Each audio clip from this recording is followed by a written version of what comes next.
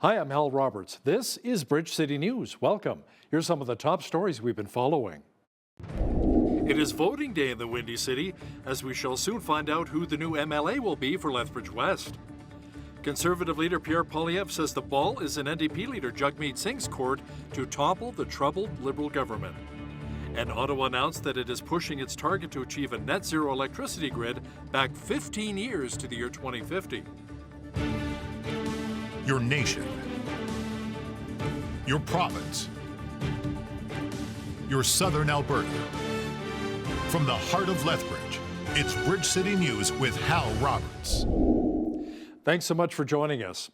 Well, it is voting day for the Lethbridge West by-election. The three candidates vying for Shannon Phillips' old riding are the UCP's John Middleton Hope, the NDP's Rob Miyashiro, and the Alberta Party's Leighton Viverka. BCN's Landon Hickok is at one of the polling stations, the Crossings branch of the Lethbridge Public Library, and explains how easy it really is to vote. Landon. That's right, Hal. There is still time to put your vote in if you are a Lethbridge West resident. I'm here at the Lethbridge Public Library Crossings branch, where there's a makeshift voting center where citizens can vote for their support for either John Middleton Hope of the UCP, Rob Miyashiro of the NDP, or Leighton Viverka of the Alberta Party. If you're still planning to vote in person at one of the many voting centers in West Lethbridge, and if you're over the age of 18, there are many simple ways to prove your identity. One of the more common ways is to bring one piece of government-issued ID that contains your full name, your current address, and a photo of yourself. You can also bring two pieces of ID, both containing the full name of yourself and one that does contain the current address that you currently live in. You can also have another registered elector with identification who resides in the same voting area. They can vouch for you on your behalf. You can also have an authorized signatory complete an attestation form for you. The Chief Electoral Officer has approved more than 50 different types of identification for you to use when you come to vote in person. All ballots will start being counted after polls close at 8 p.m., and it may take time to count all the ballots and decide a winner, since it's projected to be a close race between Rob Miyashiro and John Middleton Hope. Hal? Love that energy. Thanks so much, Landon. By the way, BCN will have the by-election results for you when they become available, including on our social media X account. The calls for Prime Minister Justin Trudeau to resign continue ahead of the Christmas holidays. New Brunswick MP Wayne Long says up to 50 Liberal MPs have joined the push in Parliament to oust Trudeau. Trudeau found himself in political hot water this week following the resignation of Finance Minister Chrystia Freeland ahead of the fall fiscal update. While the PM was not publicly made any statements on the matter, he says he's taking some time to reflect on everything that has happened.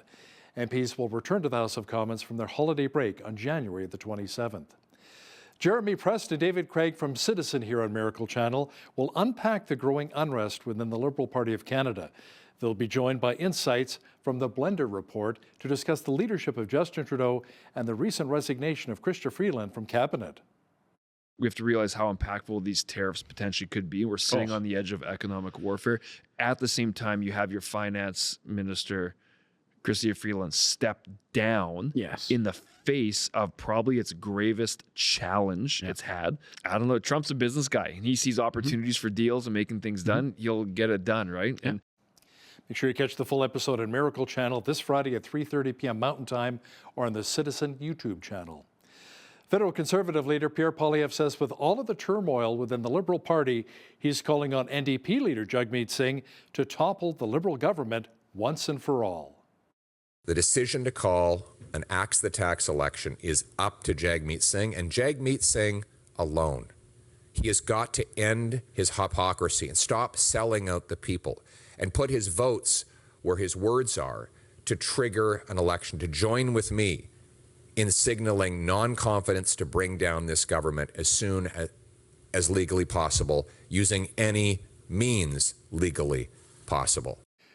U.S. President-elect Donald Trump continues to take shots at Canada. In a social media post, Trump says that many Canadians do in fact want their country to become the 51st state of the United States. He suggested that such a move would save on taxes, give them military protection, and that he thinks it's a great idea. Trump has had Canada in his sights for weeks now, often referring to Prime Minister Trudeau as Governor Trudeau.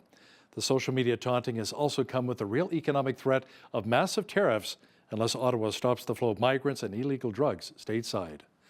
The federal government announced that it is pushing its target to achieve a net zero electricity grid back 15 years to the year 2050. Officials say it is part of the new clean electricity regulations announced this week.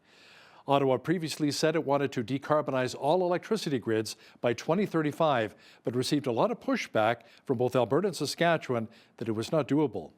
Premier Daniel Smith has said that Alberta would mount a legal challenge, saying the regulations wade into provincial jurisdiction.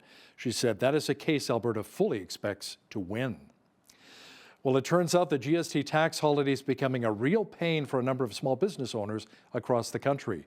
The federal government is pausing the levy on a number of items, including prepared foods and toys, until mid-February. Beverly Rasmussen is a small business expert from Langley, British Columbia, who's worked with more than 700 small business owners. She says this GST holiday is becoming a real fiasco for many. No one asked small business owners whether this was a good idea or not. You know, I'll give you a direct quote from a client of mine. I can't wait to spend December 12, 13, and 14 manually reviewing every SKU I have to temporarily adjust the tax status, only to be able to do it again on Valentine's Day. What a nightmare.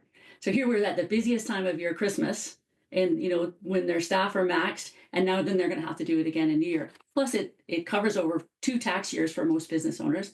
So if you consider the cost of accounting, dealing with a tax issue this year and next year, it's money, time, productivity. Yeah, it is definitely a nightmare, as the client says.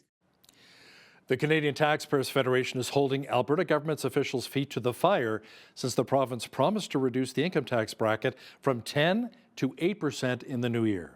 The UCP said this provincial income tax cut would save families around $1,500 each. Chris Sims, the Alberta director of the CTF, says families need that kind of relief right now. A lot of folks in Alberta are doing better compared to other places in Canada, but as you know, Hal, we still have record lineups for places like food banks and record demand from working families. That's a nice way of saying that a parent who's holding down a job is still counting on donated jars of peanut butter to feed their kids. So that's a serious concern here in Alberta. We've also got fuel costs. Winter is here. We've got home heating costs. A lot of folks are finding it really unaffordable. And so this is why we are urging the Alberta government to keep its promise in the new year and cut that income tax rate. Most of the tax increases that we're anticipating in the new year, there's always New Year's tax changes, are going to be federal.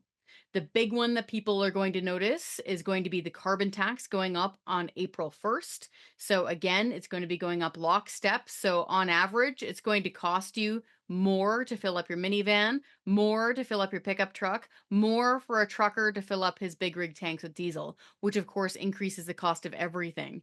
We're also going to see what's often referred to as payroll taxes go up. Those are typically the automatic and mandatory taxes that you pay through Canadian pension, employment insurance, and that your employer, your job creator, pays as well. So people will probably notice that, hey, their actual paycheck goes down. That's often because of payroll tax increases. That's all happening federally next year too. We're also going to see a bump in alcohol taxes as well. That was Chris Sims, Alberta director of the CTF, who joined us from Lethbridge. Generosity helps make the world a better place. And many say that Canada is a friendly place, but what about our generosity? A recent study says generosity in our fine country is consistently decreasing. Grady Munro, policy analyst with the Fraser Institute and co-author of the study called Generosity in Canada, the 2024 Generosity Index, has more. So what we found is that generosity in Canada has been declining for many years now. And how we measure that is we look at 2 metrics. We look at the share of Canadian tax filers who are donating to charity, and we look at the share of total income that is donated. And what we find is that in 2022, which is the latest year of data, both of those metrics hit 20-year lows.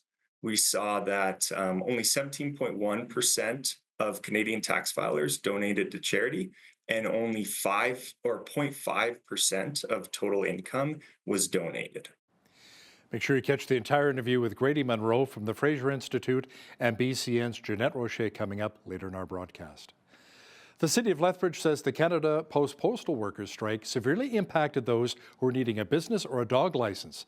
City officials say around 12,000 renewals should wait for their renewal notice after January 1st, which is typically the due date for renewing. Now, because of this, owners will not incur a financial penalty after the 1st due to the Canada Post work stoppage. Delays in the mail are still expected as 55,000 postal workers returned to work earlier this week. Business owners are asked to keep proof of their invoice payments until the new license has arrived.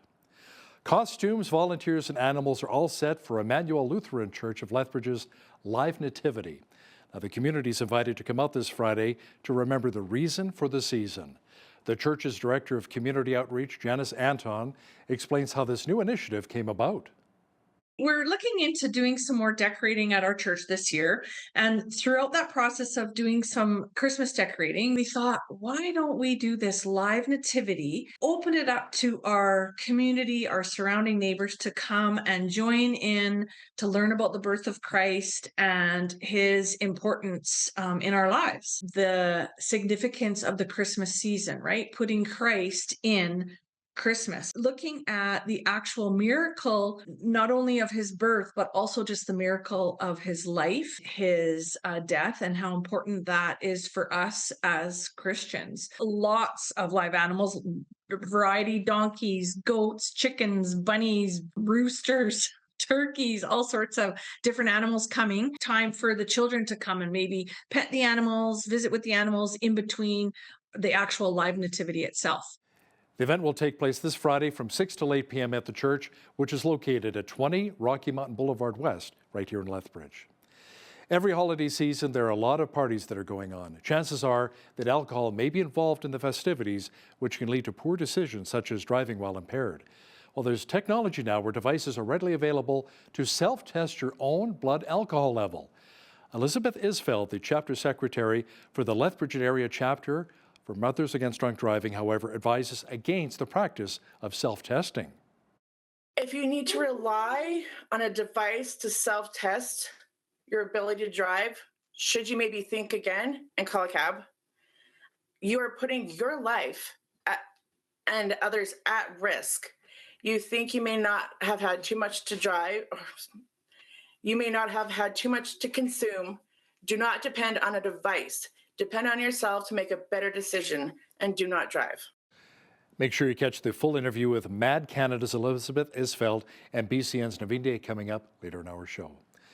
The folks in Lebanon welcome the Christmas season with markets and parades following the ceasefire that ended close to 14 months of war between Israel and Hezbollah. أول شيء الحمد لله نخلص الحرب.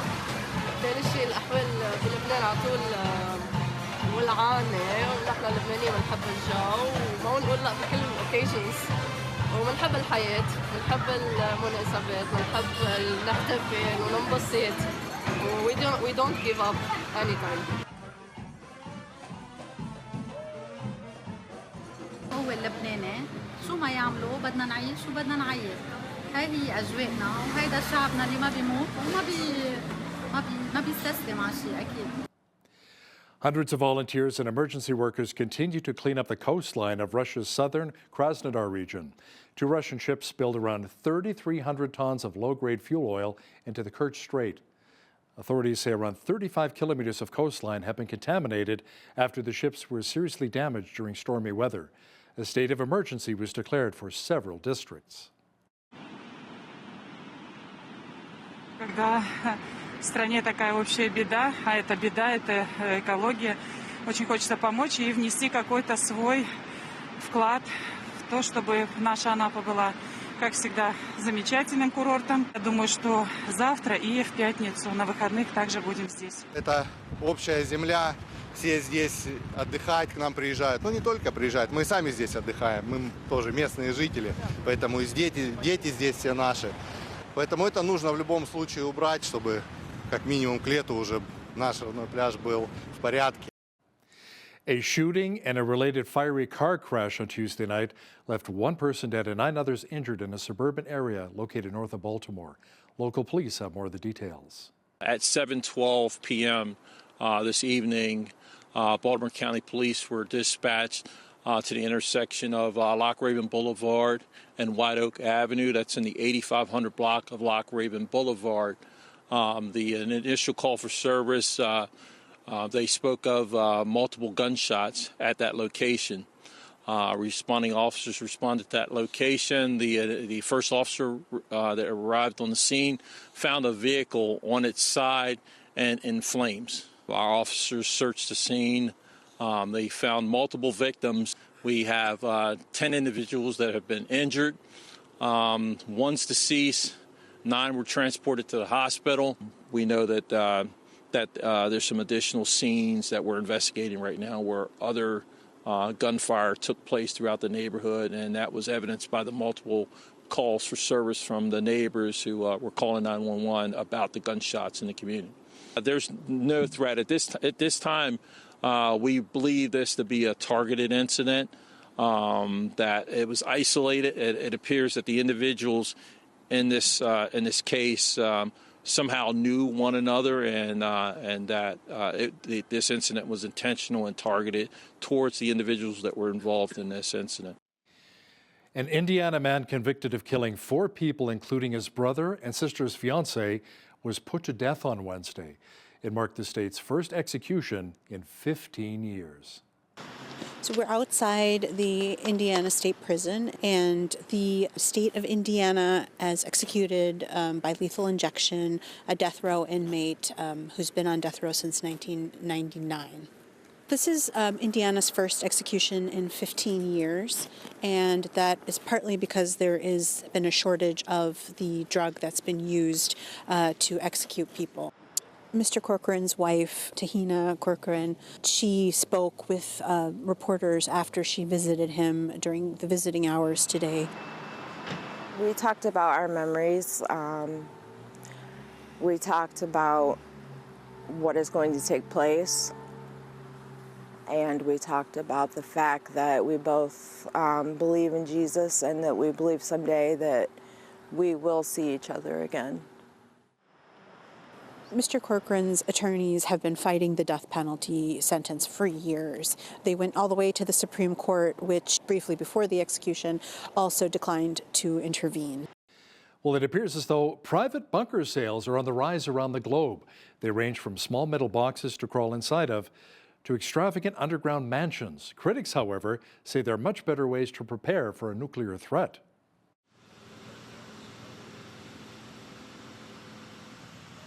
People are uneasy, and they want a safe place to put their family, and they have this attitude that it's better to have it and not need it than to need it and not have it. Then inside the bunker, this is like the den. They wanted folding beds in here. Most people surveyed believe that there will be a World War III one day, and it will be very catastrophic, and that these shelters will have great value at that time. Remember what to do, friends. Now tell me right out loud. What are you supposed to do when you see the flash?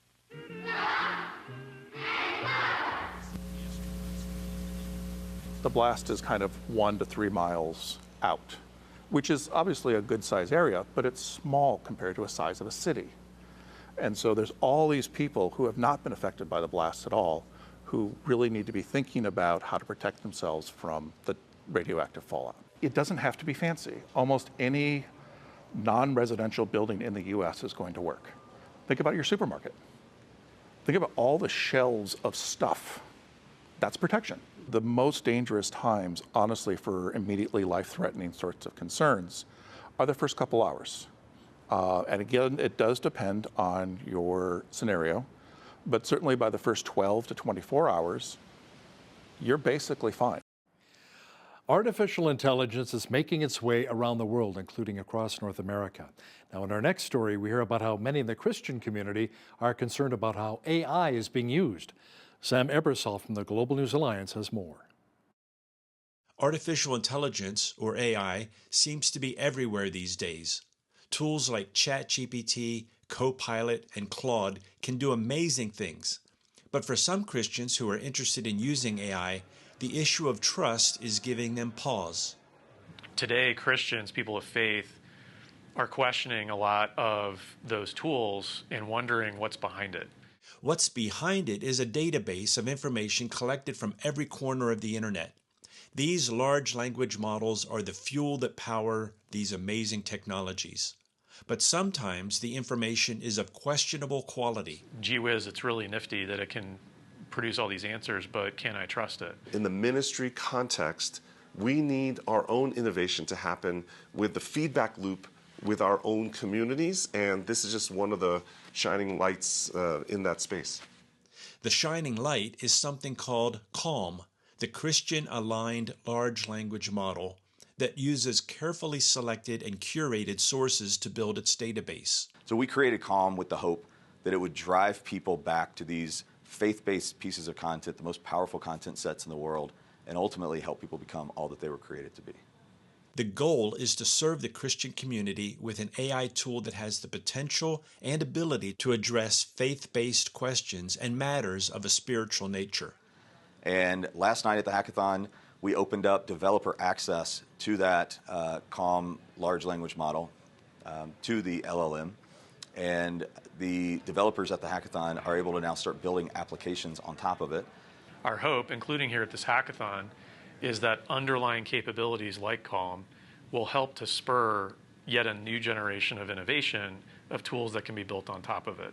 Christian publishers and content producers are partnering with Glue to make CALM a valuable resource for pastors, seminary students, and Christians who want to use AI to explore faith-based issues and topics. The types of content that's gone into CALM to date would be the 70 years of Christianity Today's content, which include things like magazine articles, news articles, videos, podcast.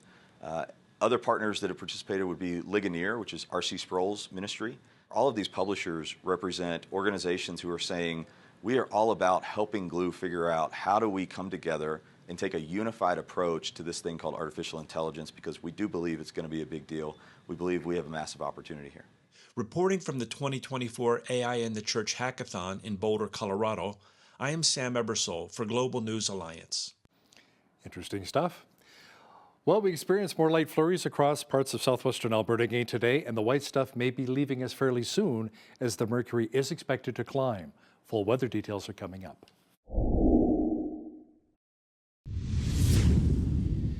We had some light flurries earlier today, along with lots of cloud cover here in Lethbridge. Tonight, expect some gusty winds to develop, more of the white stuff in a low near -14. Thursday, expect more sunshine and cloud, but we should see a high of -6. Now, a high pressure system moves in on Friday, clearing out the clouds, giving us lots of sunshine and a high near 11 degrees. Saturday, pretty much the same picture with a high near 11 once again. Sunday, cooling off slightly to around 8 degrees. Monday, warming up to 9 under a cloudy sky, and Tuesday, a mixture of sun and cloud, and a high near 7 is expected. Now, checking the almanac, the average high for this time of year is -1, with an average low of -13. The record high was a balmy 14 degrees set back in 1954, and the record low, look at that, a very cold -43 set all the way back in 1924. The sun rose at 8:25 and set at 4:32. Let's see how Thursday is shaping up across the country now. Expect more rain along the west coast, showers, 9 degrees in Victoria, rain, and 11 is on tap for Vancouver. Chilly with snow and a high of only -16 degrees in Edmonton on Thursday. Sun mixed with clouds and a high of -7 for Calgary. Lots of snow is in the forecast for the rest of the prairies. Regina and Saskatoon snowy and a high of only -19 degrees. Winnipeg should be cloudy with snow and a high of -15. In the central part of the country, expect light flurries and high of -1 for Toronto. Snow and -4 is on tap for Ottawa. Mostly cloudy with a high of -1 in Montreal. In Atlantic Canada, expect rain mixed with snow and a high of 3 degrees in Fredericton. Overcast with rain at 6 for Halifax. Showers and +1 for Charlottetown. And in St. John's, it should be overcast, rainy, and a high of 8 degrees on Thursday. Japanese automakers Nissan Motor Corporation and Honda Motor Company have confirmed that they are discussing closer collaboration, but denied reports that they've decided on a merger. Nissan share price soared more than 22% after reports citing unnamed sources said it might merge with Honda to form the world's third largest automaker. Trading in Nissan shares was suspended in Tokyo, but then resumed after the companies issued their statements. The Canada Mortgage and Housing Corporation says the pace of rent growth cooled by quite a bit this year amid Canada's largest gain of purpose-built rental supply in more than 30 years. The Federal Housing Agency says the vacancy rate for purpose-built rental apartments sat at 2.2% in October. That is up from a record low of 1.5% when CMHC conducted the annual survey last year. The average rent for a two-bedroom purpose-built apartment grew by more than 5% to $1,447. In 2023, it was an 8% increase. The average rent for a two-bedroom rental condo, meanwhile, was $21.99. The vacancy rate for such units remained unchanged at 0.9% annually. Now, here's a look at today's markets. The TSX was down 562 points on the day to finish at 24,557. The Dow was down 1,123 points to 42,326. The S&P 500 was down 178 to 5872, and the Nasdaq was down 716 points to finish at 19,392. West Texas Intermediate Oil was down 8 cents to $70 US per barrel. Natural gas was up 9 cents to $3.40 US. Gold was down 54.20 to 25.90 US an ounce, and silver was down 69 cents to 29.88 US an ounce. Feed wheat is at $8.27 per bushel, barley is at $6.58, canola is at $13.35, and corn is at $7.82 per bushel. Live cattle were down 95 cents to $191.20. Feeder cattle January contract was down 47 cents to $257. Lean hogs February contract was up 50 cents to $83.70, and the Canadian dollar was down over the past 24 hours at 69.20 US.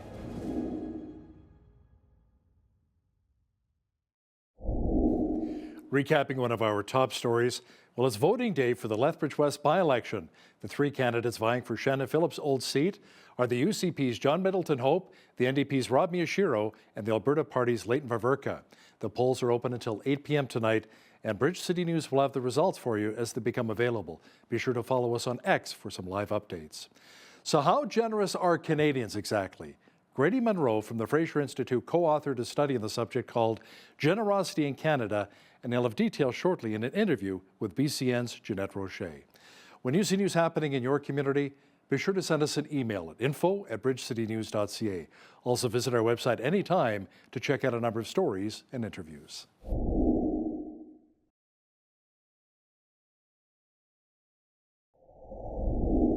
Everyone loves a generous person. They make the world a better place, whether they pick up a restaurant tab or see a need and respond. But are we as Canadians generous?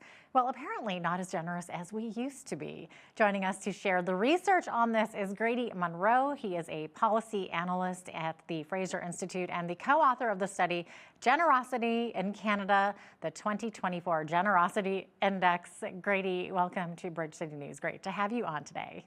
Thanks for having me. Absolutely. Okay, so Grady, give us the latest stats. So are Canadians more or less generous than in previous years? So what we found is that generosity in Canada has been declining for many years now. And how we measure that is we look at two metrics. We look at the share of Canadian tax filers who are donating to charity, and we look at the share of total income that is donated. And what we find is that in 2022, which is the latest year of data, both of those metrics hit 20-year lows. We saw that only 17.1% of Canadian tax filers donated to charity, and only 0.5% of total income was donated.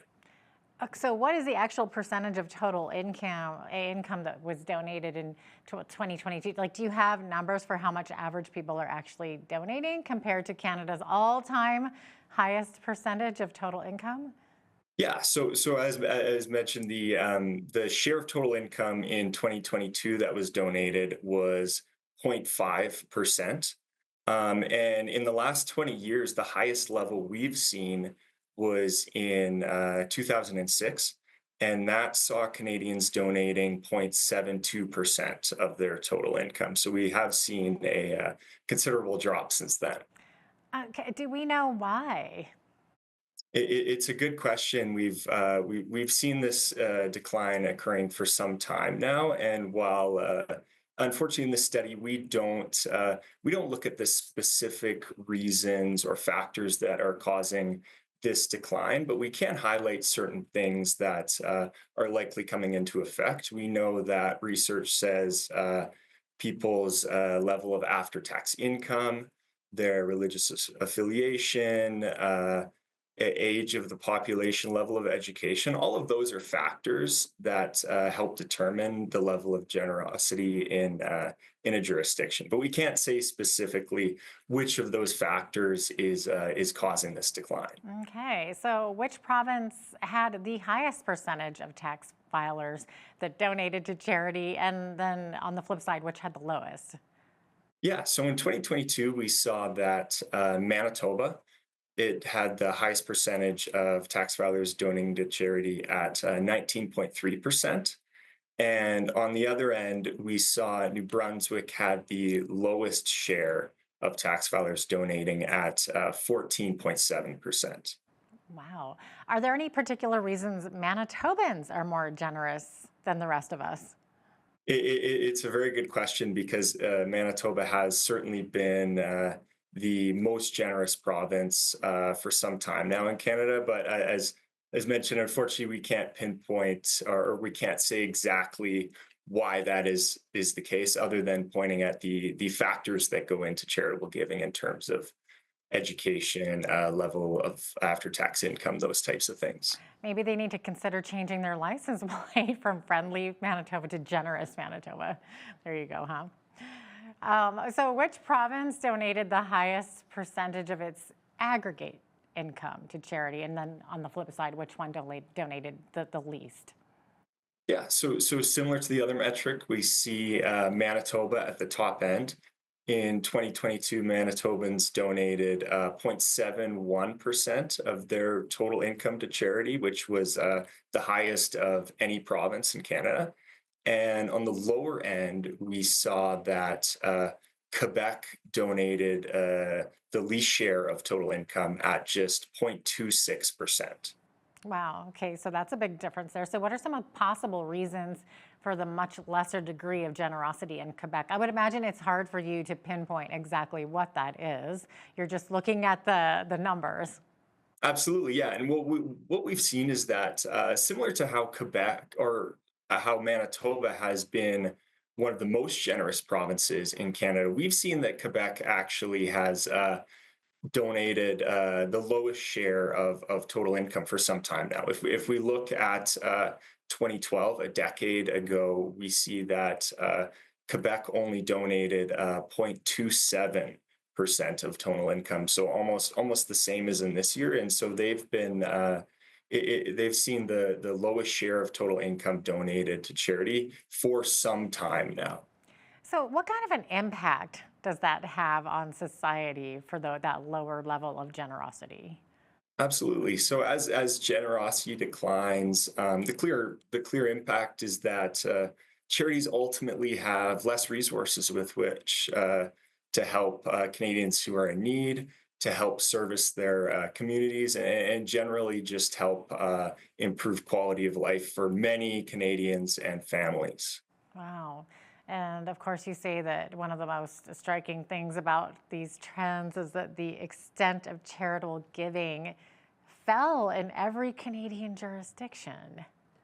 Absolutely, yeah. And when we refer to the extent of charitable giving, we're of course referring to the share of tax filers who are donating to charity. And you're correct that that has fallen in every single province and nationally over the decade from 2012 to 2022. So we can talk about which provinces are doing better than others. We can label Manitoba as the most generous province in Canada, but we have to recognize that even provinces like Manitoba have seen a considerable decline over many years now. Okay, that's interesting.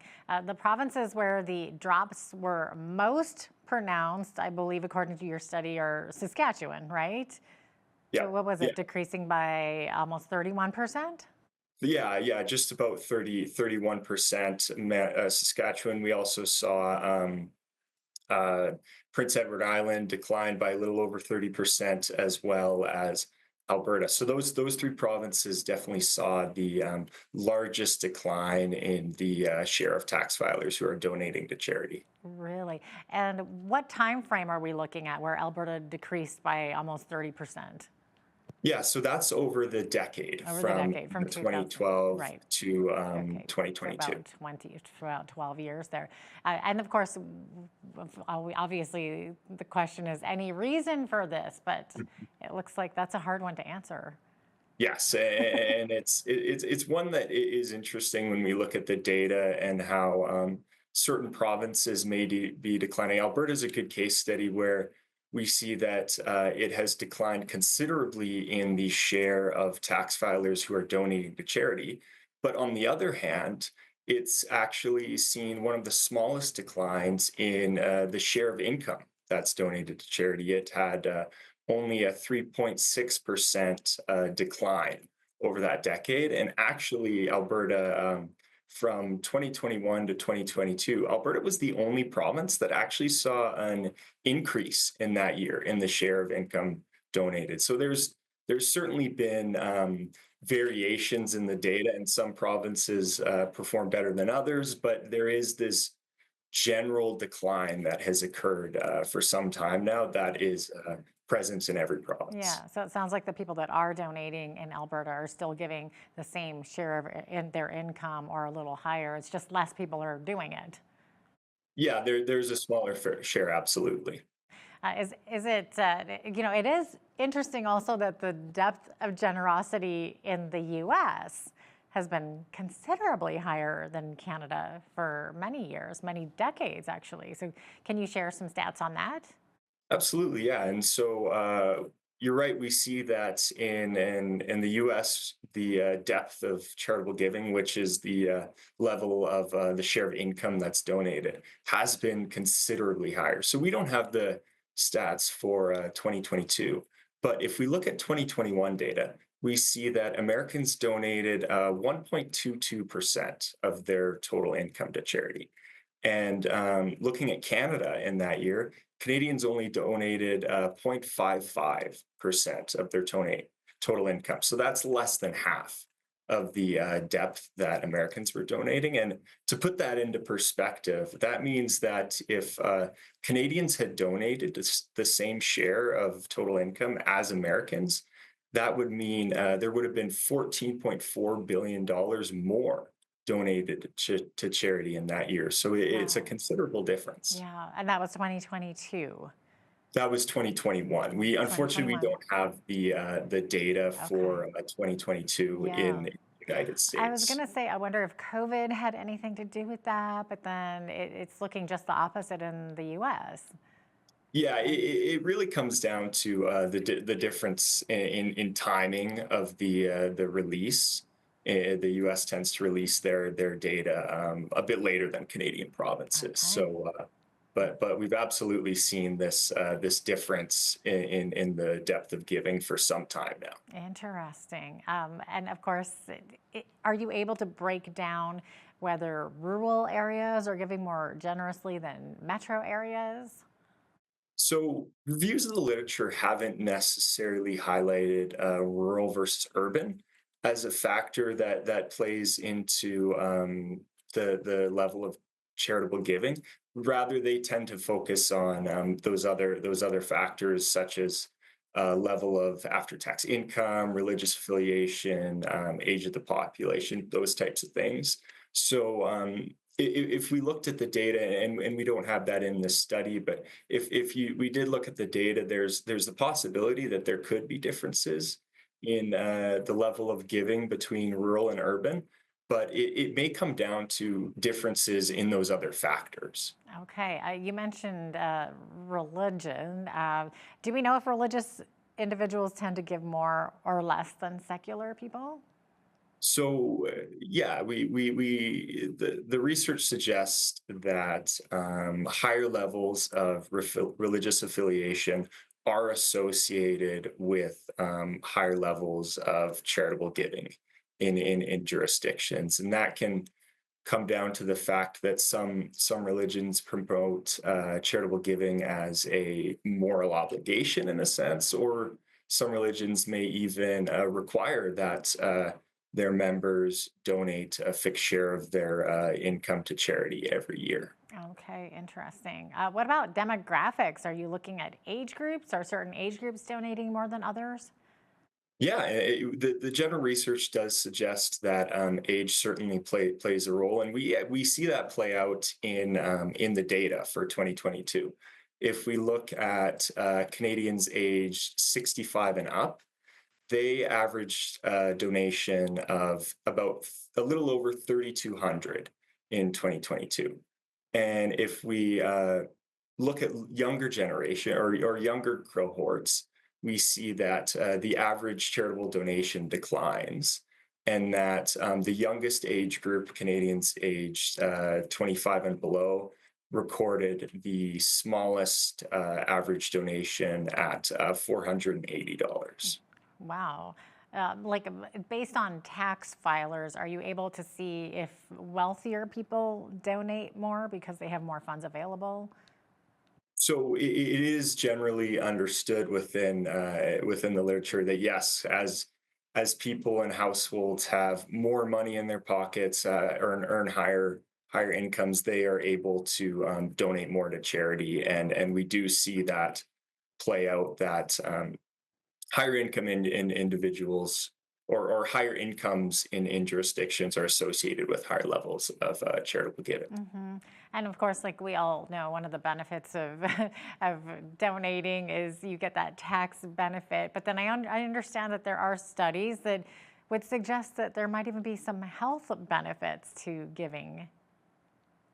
Okay, yeah, I think that I can't speak on the health benefits associated with being generous. I haven't seen any studies that list that as a as an outcome, or I haven't read them personally. Right. But I can certainly speak to the fact that you're right. Governments absolutely use the tax system to try and promote charitable giving. In Canada, we can receive tax credits for our charitable donations, which lowers the amount of taxes that we owe. And so what that essentially does is that it lowers the cost to donate, because some of that donation is being offset by lower taxes. And so that helps promote higher levels of charitable giving. Yeah, I would think there's a psychological benefit also to altruism. It kind of makes sense, doesn't it? I think we are out of time here. I didn't get through all my questions, but Grady, thanks so much for being with us today. Thanks so much for having me. I appreciate it. Absolutely. Grady Monroe is a policy analyst at the Fraser Institute and the co-author of the study, Generosity in Canada, the 2024 Generosity Index. And you can read that at thefraserinstitute.org.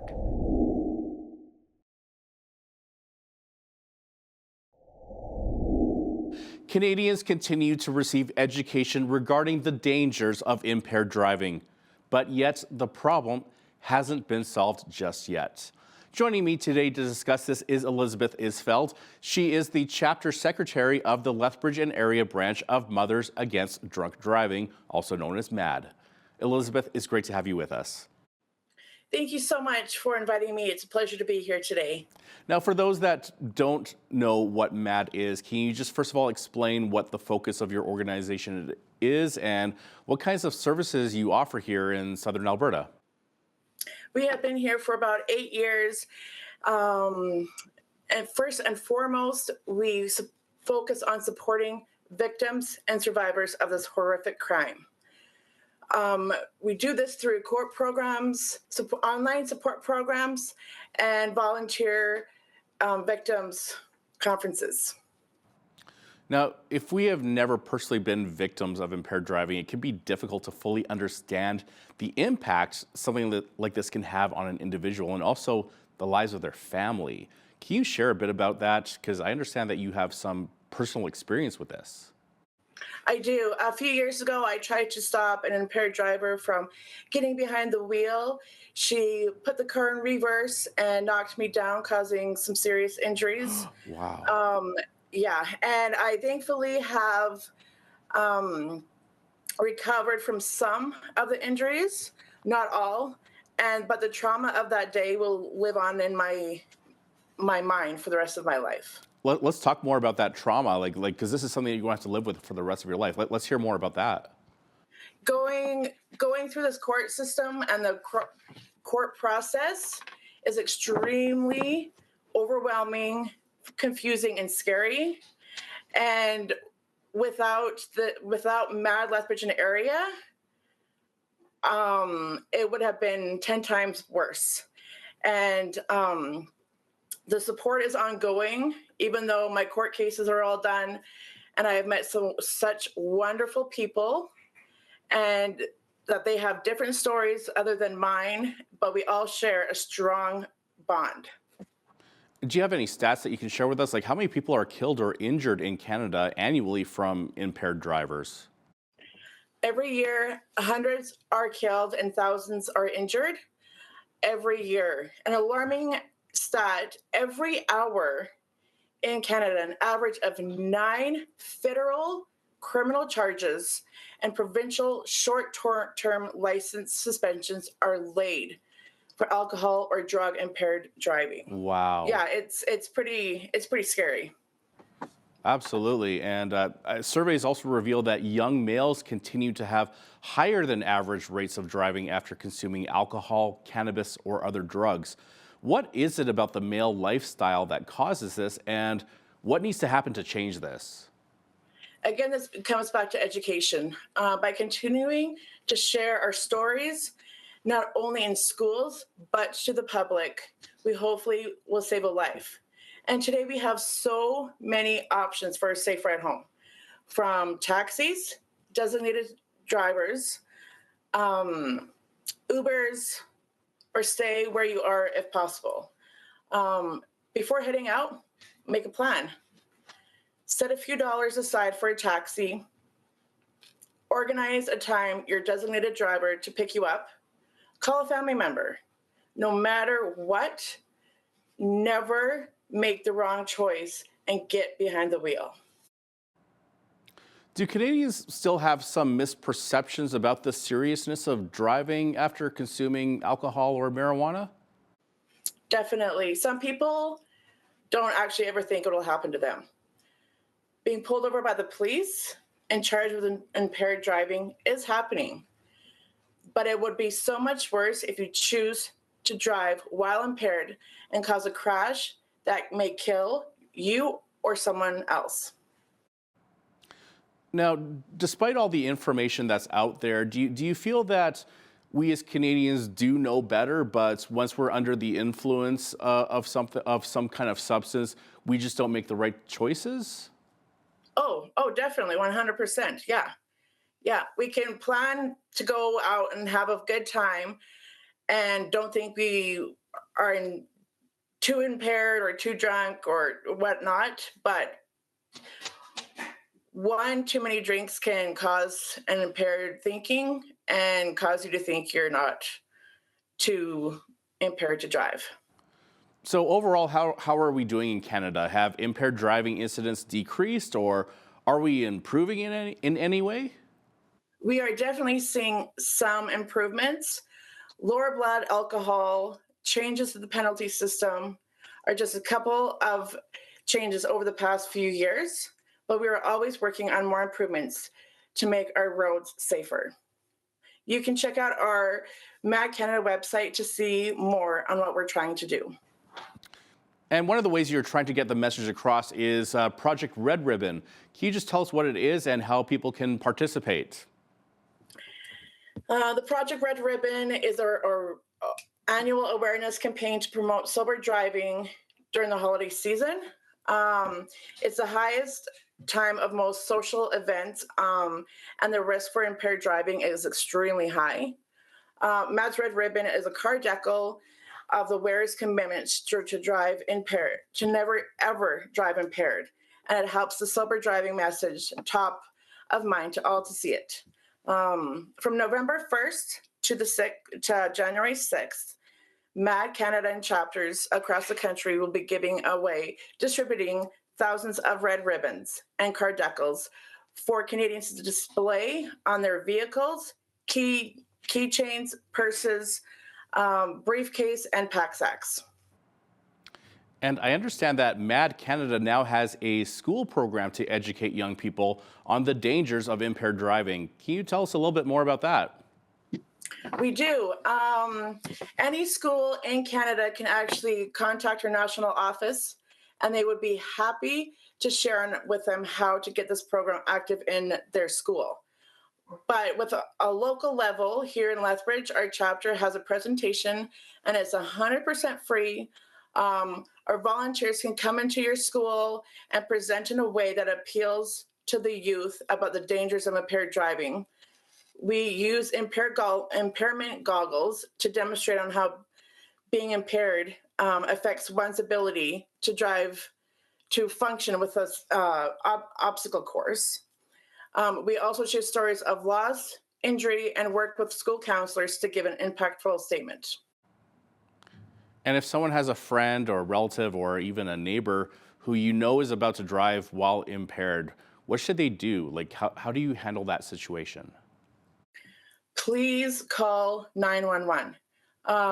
Give as much as detail as you can about the vehicle, direction they're heading, and who they are. By providing this much information to 911 as you can, you have done your best to stop a crash. That call will save a life.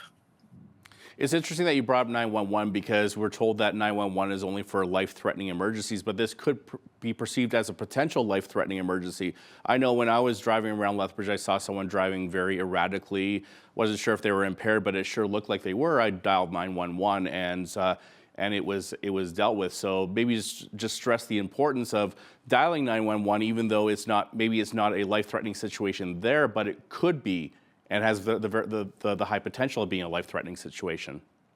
Definitely, 100%. And thank you so much for calling the 911 and reporting that, because you could have definitely just have saved a life. So thank you. And every holiday season, there are a lot of parties. If you do end up at a party with alcohol, can you remind viewers about planning ahead just to prevent that impaired driving and those 911 calls? Yes, a good host or company should provide a safe ride home. Have a number for a taxi service handy. Designate someone to come pick you up. No one wants that knock at the door at 3 a.m. saying a loved one has been killed or injured. And we should probably remind folks that there will be, of course, check stops happening throughout the holiday season. And there's some serious consequences if you test positive for impaired driving. And MAD Canada is also involved with some of these check stops. So why don't you talk about that and some of the consequences that impaired drivers can face? Yeah, the one thing at MAD, we would appreciate if to not take posts or videos of where the check stops are. It is important to get impaired drivers off the road before they cause a crash. Think about it. What are you willing to lose if you drive impaired? You can lose your license. You can lose your vehicle. You can lose both. You may lose your job, your income, your life. Again, plan ahead, please, and make the right choice to not drive impaired. It really is that simple. And there's also technology now where devices are readily available to self-test your own blood alcohol level. I've seen them in Costco, I've seen them online on Amazon and even Temu. Any thoughts on whether this is advisable and helpful or not? If you need to rely on a device to self-test your ability to drive, should you maybe think again and call a cab? You are putting your life and others at risk. You may not have had too much to consume. Do not depend on a device. Depend on yourself to make a better decision and do not drive. And is MAD Canada still in the need of volunteers? And if so, how would one get involved? Yes, we are definitely in need of volunteers. We have so many different opportunities. We would love to hear from you. You can go to our website at www.madchapters.ca/Lethbridge and fill out a volunteer application form. And we look forward to hearing from you. And for those that are willing to get or wanting to get involved with MAD, maybe you could also share some success stories of what MAD Canada has done, even specifically in Lethbridge. And do you have any success stories that you would like to share? Just a lot of people will come to me even and saying that they've lost a loved one from impaired driving, and how MAD Lethbridge has supported them through their worst time of their lives. That's great to hear. Elizabeth Isveld is the chapter secretary of the Lethbridge and area branch of Mothers Against Drunk Driving. Elizabeth, thanks so much for being with us today. Thank you for having me, and Merry Christmas, Happy New Year, and please drive safe. You as well. Merry Christmas, Happy New Year. I'm Naveen Day on behalf of all of us here at Bridge City News. Thanks for watching.